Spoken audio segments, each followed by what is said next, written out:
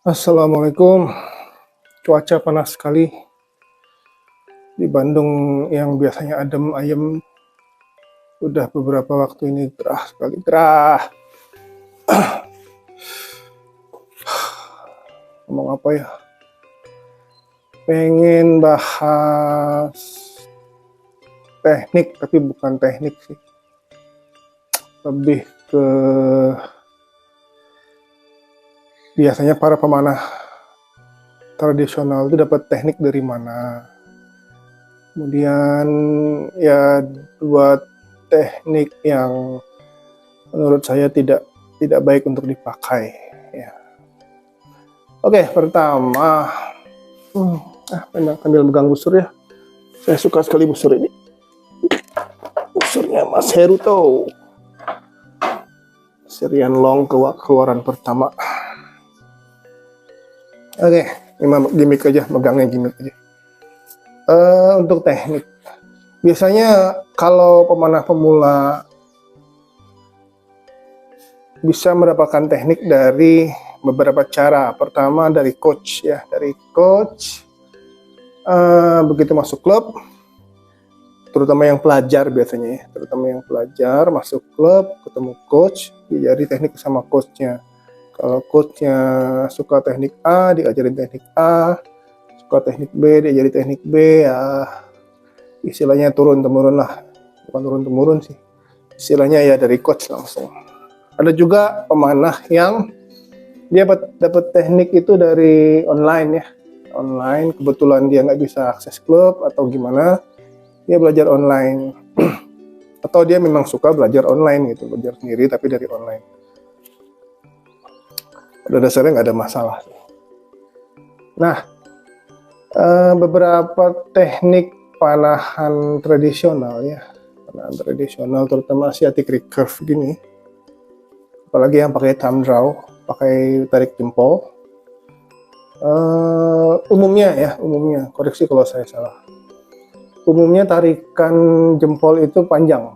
Panjang ini ya. Yang dimaksud panjang itu biasanya dia sampai sini, sampai kuping telinga lah sedikit, sampai sini. Itu kalau kita ngomong dari literatur ya, literatur alias buku-buku jadul gitu, buku-buku kuno gitu. Contohnya aja teknik Mamluk ya, teknik kurasan atau Mamluk misalnya. Biasanya tarikannya itu di telinga, di bawah telinga, di ujung rahang sini, di sini. Ada juga yang kayak going ya, lebih narik agak sedikit aja ke belakang. Di sini juga sama sih, bisa ya, ke belakang. Mancu yang agak ke bawah, panjang. Mancu sama Korea yang sampai ujung bahu kayak gini. Itu Korea. Ada juga yang kyudo yang nariknya ini. Ya, itu macam-macam, bebas aja. Hekiryu yang mirip going sebenarnya kalau Hekiryu. Tarikan panjang tarikannya, atau walaupun kasusnya jarang, tapi ini bukan di Asiatik. Kalau Indian tarikan Indian itu pendek, malah di depan. Ya, karena busur mereka juga sangat pendek.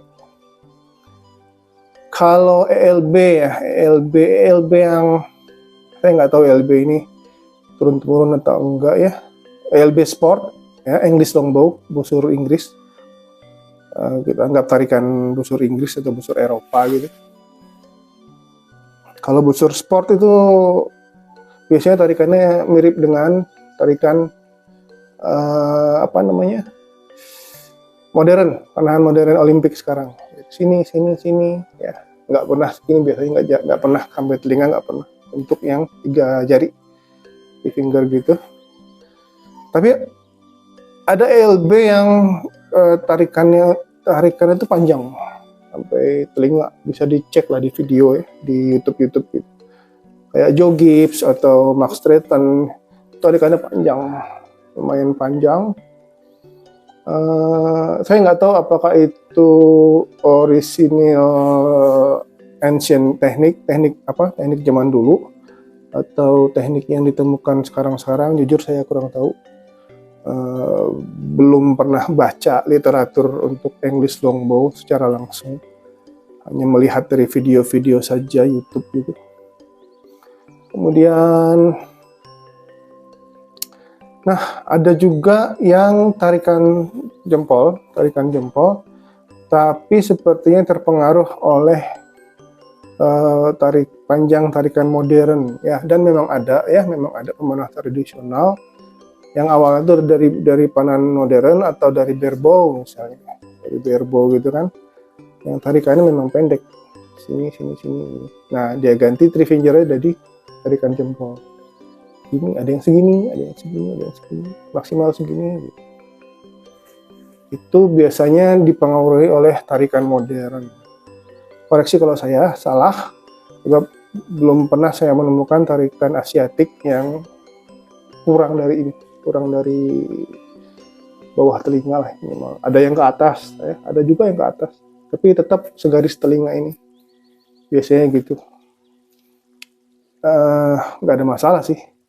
Jadi selama peraturan di perlombaan itu tidak ada yang membatasi, tarikan apapun ya bebas saja sebenarnya, nggak ada masalah. Beda dengan contoh Kyudo ya, kita ambil contoh Kyudo.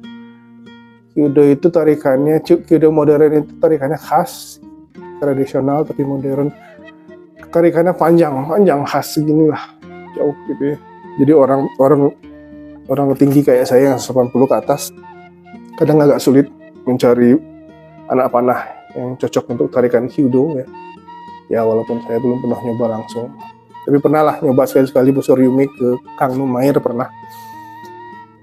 Itu di lomba-lomba mereka, di organisasi mereka itu memang diwajibkan formnya persis sama semua ya, nggak ada form yang tarikannya beda-beda gitu, nggak ada.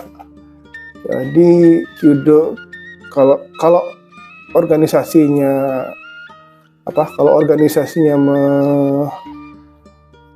mewajibkan sebuah teknik ya sudah harus kita ikuti gitu. Tapi selama ini di Indonesia, terutama yang bukan Kyudo ya, terutama yang umum kayak Perdana, Vespati segala macam, KTBI, berkuda segala macam, itu bebas sih teknik. Dalam artiannya terserah sih, terutama yang panahan biasa ya, bukan yang berkuda. Kalau berkuda itu pasti kalau nggak tarikan jempol ya Slavik, tarikan Sokobilah ya namanya, tarikan Slavik gitu. Jarang ada yang pakai three finger di teknik berkuda, jarang. Nah, hampir nggak ada mungkin ya, kecuali mungkin nggak tahu. Lajos Kasai ada. Lajos Kasai itu kasus khusus yang mungkin suatu waktu bisa dibahas. Nah, sekarang sih terserah pemanahnya. Kalau teman-teman, apalagi yang baru-baru ya, kalau teman-teman ingin memiliki tarikan khas gitu ya, tentu teman-teman bisa memilih tarikan atau teknik apa yang teman-teman suka, yang sifatnya sesuai dengan tradisinya gitu.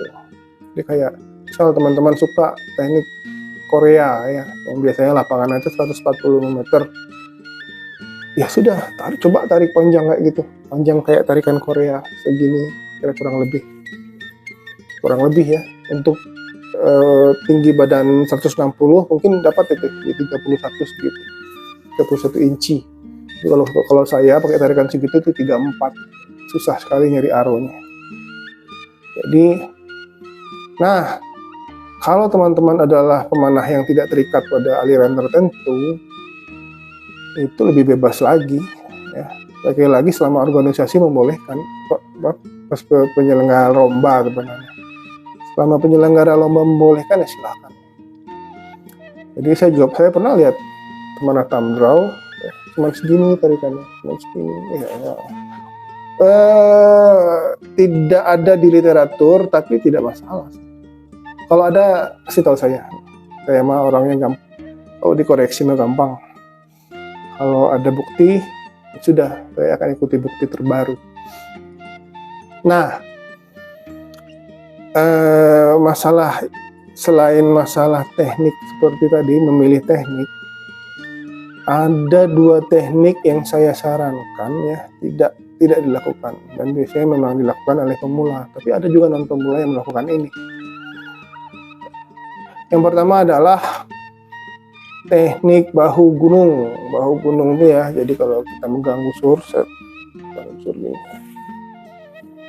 Ya, pada saat kita narik, bahu kita naik, set gini.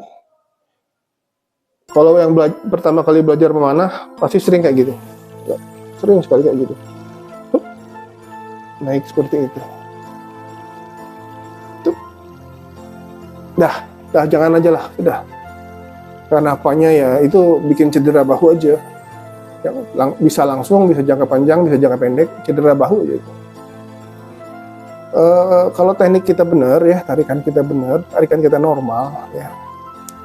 Kalau kita narik misalnya gini ya, otot leher sama bahu itu nggak akan mengencang.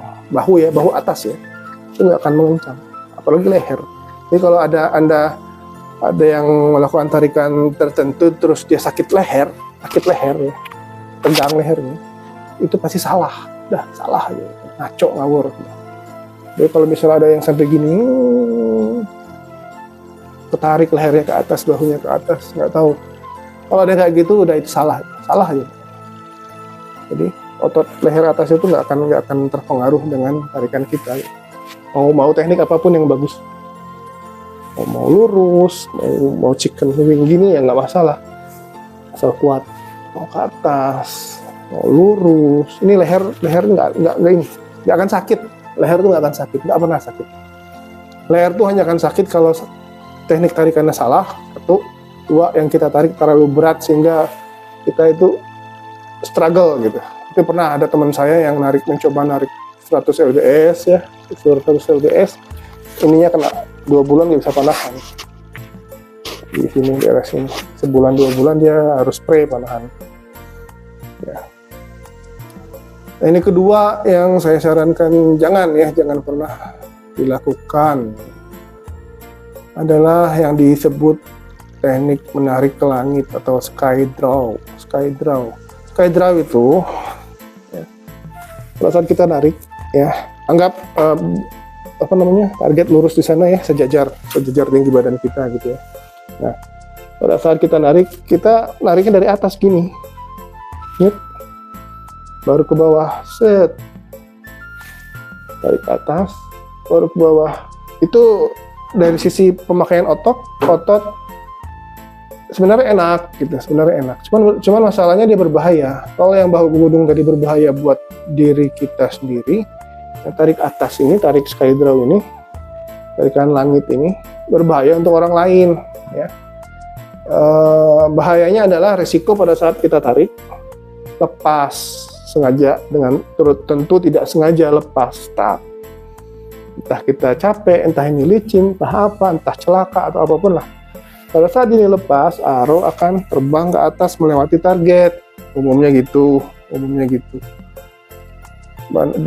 Apalagi kalau tempat latihan atau tempat lomba itu tempat-tempat yang sifatnya indoor, lapangannya kecil, di belakang sana ada gedung, perumahan, sawah, segala macam apapun gitu. Yang kita tahu mungkin ada pemukiman, ada orang di sana. Nah itu bahayanya di sana. Tapi sebenarnya sky draw itu sah-sah saja dilakukan dalam beberapa kondisi. Pertama, lapangan yang kita pakai itu luas sekali ke arah panah kita lepas itu sangat jauh. Contoh kayak main flight shoot, tembak main jauh-jauhan gitu kan, flight shoot, main menzel gitu. Itu kan jelas lapangannya jauh sekali di belakang, kosong, 1 kilometer mungkin kosong gitu. Itu nggak masalah karena mereka juga nembaknya langsung ke atas, ya, langsung ke atas tinggi gitu, sejauh-jauhnya. Kita tahu di ujung sana memang kosong, ya itu nggak ada masalah. Nah, atau ya lapangan kita nembak panahan target biasa dan kita tahu lapangan yang belakang ya kosong juga gitu, memang kosong, jauh, luas, kosong. Jadi kalau teman-teman sering lihat di sosial media YouTube atau Reels-nya Facebook tuh ada pemanah Inggris ya, pemanah ELB kayak namanya Das Rendas kalau nggak salah. Kalau Anda lihat yang ototnya, yang badannya otot semua yang dia bisa narik terus 30, 150. Dia itu pakai teknik skydraw. Tapi skydraw dia itu aman karena ya belakangnya aman gitu. Lapangan tempat latihan dia itu sangat luas sekali, jadi nggak ada masalah. Nah, tapi kalau tempat kita itu lapangannya kecil, indoor apalagi terutama indoor atau outdoor tapi kecil ya. Di belakang sana tuh ada risiko pemukiman. Nah, sudahlah jangan dipakai skydraw-nya. Usahakan untuk menggunakan teknik yang pada saat kita menarik, target kita itu langsung ada di depan ya. Kalaupun agak naik ya nggak jauh naik turunnya gitu.